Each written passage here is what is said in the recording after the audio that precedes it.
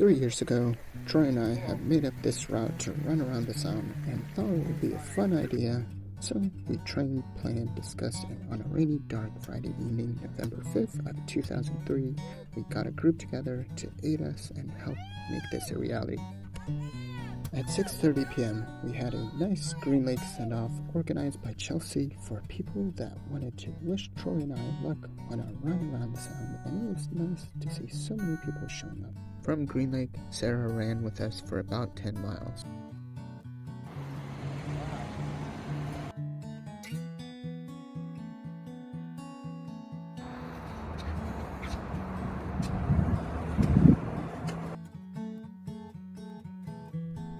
After the first day of running, or more realistically 6 hours, we slept at a friend's house and were able to restore some energy for the next day.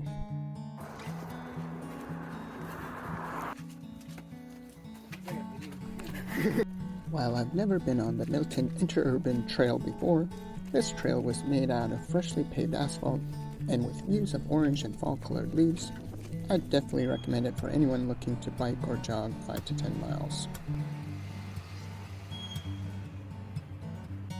This Tacoma Bridge was close to traffic for construction, which meant I could finally realize my childhood dream of becoming a car by running through the middle of it. Swan Creek Park was another park I've never been to before, and for the whole Puget Sound Loop, this section was probably the longest non-paved forest trail section, and it was a nice variation to the route.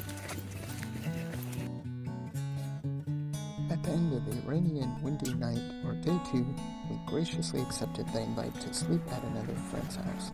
The least expected part of the sleepover was witnessing cats jump over me as I was trying to get some shut-eye. Hey, welcome to Chambers Bay, University Place, the southeast sound. And then for the Olympics, it's a little bit cloudy, but we're heading over to the beautiful Puget Sound, so beautiful. At mile 75, Troy has suddenly learned that we had a lot less time than we initially thought to run the loop. So, in hopes to still try to complete the loop, we decided to split off and see if he could finish it on his own faster pace with David's help. Woohoo! Troy's splitting off! Good luck, Troy!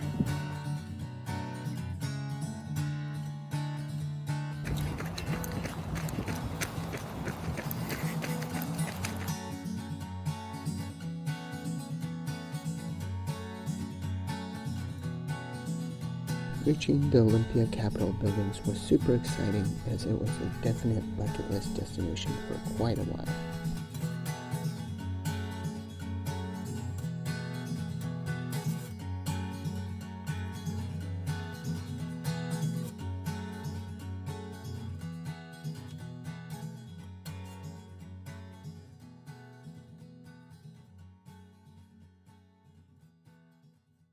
Finally, at mile 100, this is where the real fun began. Sidewalk sections have ended. I started to run on the highway, all while it was a new and uncharted territory. My crew motivated me to pick up my pace by suggesting we stop to get a subway before closing, and after, we chose to stay at a motel for the night to mark the end of the 3rd day of running. Taking an ice bath was a super helpful idea, which refreshed my legs for the next day.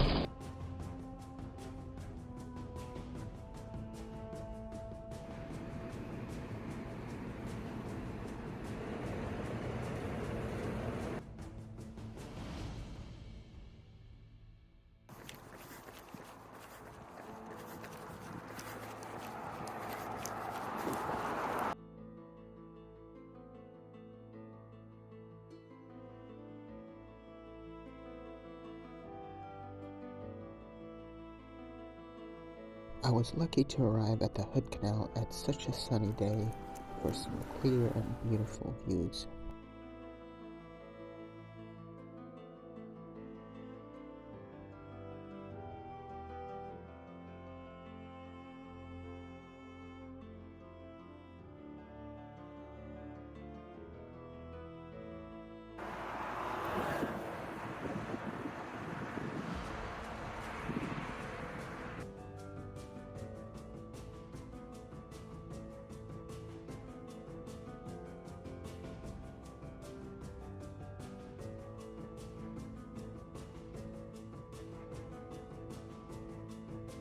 At mile 140, I test out Chelsy's canopy-fitted truck to find out how comfortable it was to nap. The inside had a comfortable surface, but I still got a bit chilly there as there was no internal heating and chose to use my bivvy instead of my sleeping bag.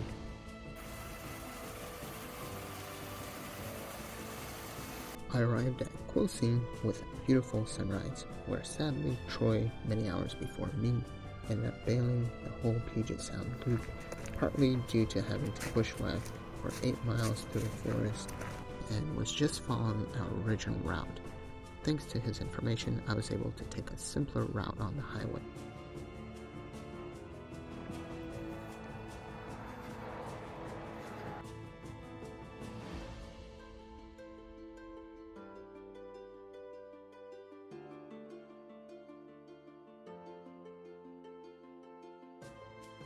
When planning for this run, I assumed it would take me about 4 to 6 days, but in reality, we learned that this was taking me way longer than anticipated. My crew's availability times were running low, so they motivated me to get to Port Townsend and across on the ferry by the end of the night.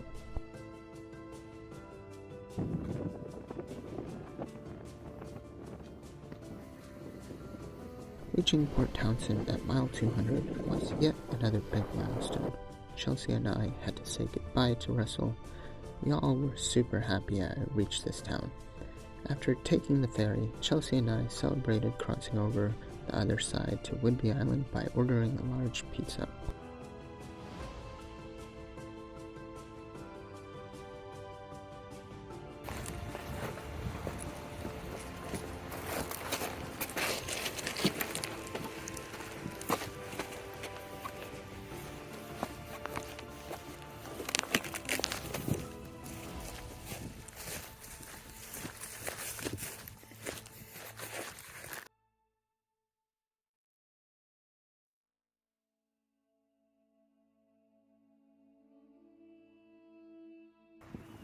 Day 6 was a bit of a reorientation day for me.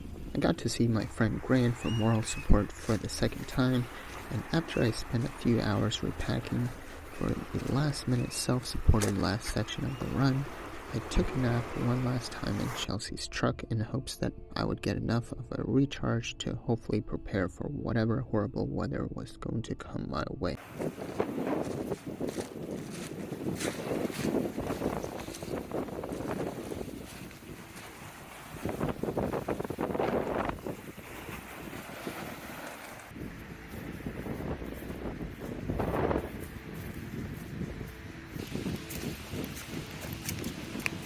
Indeed, it was a windy night running to Deception Pass, and when I got to Goose Rock Summit, I've experienced 30 to 50 mile per hour wind gusts and chose not to stay there for too long for my safety.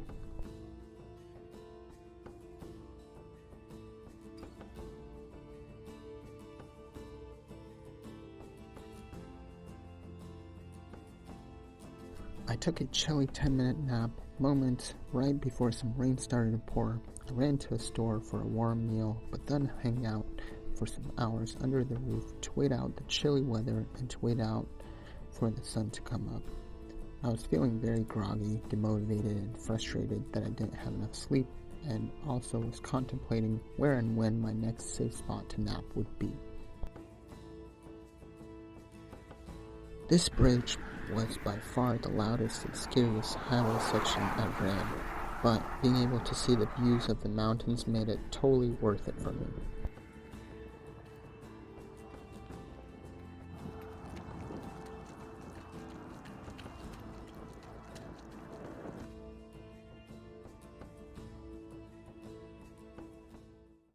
And here was the most surreal and bizarre sight of the whole run.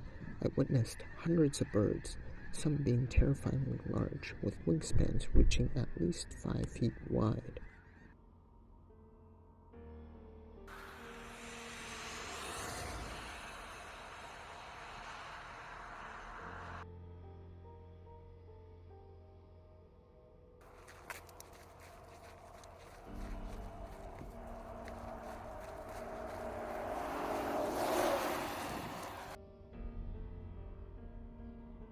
At the end of day 7 and mile 264, I decided that I'll end my Puget Sound Loop in Conway because I wasn't able to make smart enough decisions to finish safely. Once I decided to quit and get a ride home, I soon started feeling quite distressed by the realization that a big run I'd planned for years has gotten the best of me. I went back to work for a week, but in my mind, I was still running the Puget Sound Loop. I couldn't comfortably sleep in my bed. Anytime I closed my eyes, my mind would tell me, "Get up, you still have 60 miles to go." At the end of my work week, I realized there was only one real thing for me to do. I knew I needed to finish the loop as soon as possible.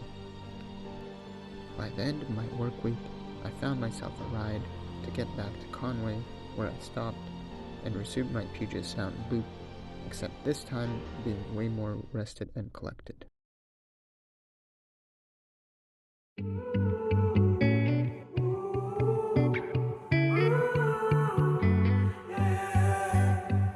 These skies have a different light, white noise that keeps me up at night. I can't help but think back to you. I wish that I could find a face that I would recognize. I replay the memory of you. It's been hard, you know I wanted to stay, caught us off guard, but there was no other way. Did you wait? 'Cause I've been counting the days, and I'm calling up to say I'm coming home to you. I'm coming home to you. I'm coming home to you. And I know that it's time with you, but I'm coming home. Hold on to my embrace, this time I promise it won't break. I'm hoping that things haven't changed. Life took us far apart, but it never took away my heart. Have you been holding it safe?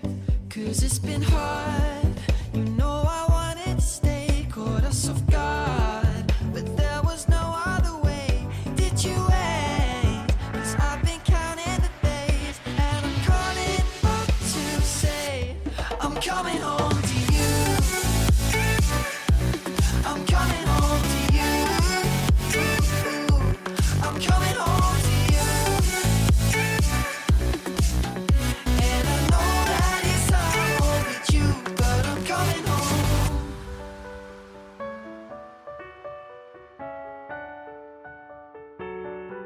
I'm coming home.